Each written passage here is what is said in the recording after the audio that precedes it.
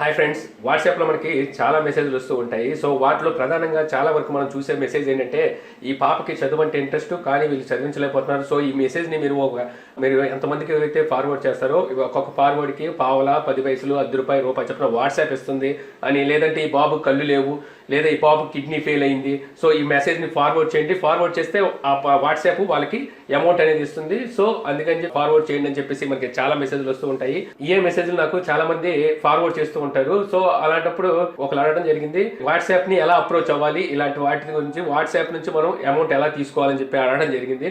So నేను ఈ రోజు దీని గురించి మాట్లాడబోతున్నాను. హాయ్ వ్యూవర్స్, నా పేరు నాని ప్రభాకర్, మీరు చూస్తున్నారు టెక్లాజిక్ ఛానల్.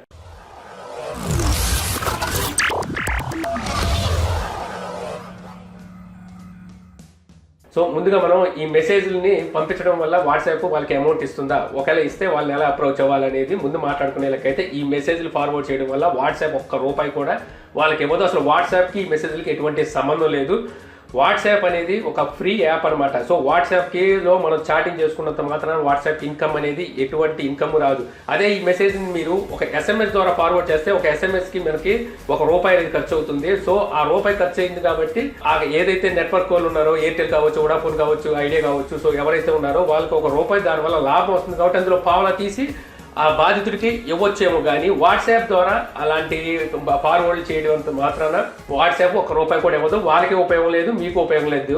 సో మరి ఇదంతా ఎందుకు స్ప్రెడ్ అవుతుంది, మరి ఇవన్నీ ఎక్కడ నుండి వస్తున్నాయని చెప్పి అడిగితే, నేను దీని మీద ఇంతకుముందు ఒక వీడియో కూడా చేయడం జరిగింది. యాక్చువల్గా ఏంటంటే, ఎవరి మీద అయితే కోపం ఉంటుందో, సో వాళ్ళ ఫోటోని ఫేస్బుక్ నుంచి కానీ, లేకపోతే వాళ్ళ మొబైల్ నుంచో, లేకపోతే వాళ్ళ మెమరీ కార్డ్ నుంచో ఎక్కడో ఒక చోట నుంచి వాళ్ళ ఆ ఫోటోని డౌన్లోడ్ చేసి దాని కింద ఇలాంటి పనికి మాలిన రూమర్స్ ని క్రియేట్ చేసి అందరికి ఫార్వర్డ్ చేసి వాళ్ళని కించపరచడానికే ఇవన్నీ చేస్తున్నారు. సో మనకు తెలుసో తెలియకో ఫార్వర్డ్ చేసే ప్రతి వ్యక్తి ఇందులో పాలు పంచుకుంటున్నారు.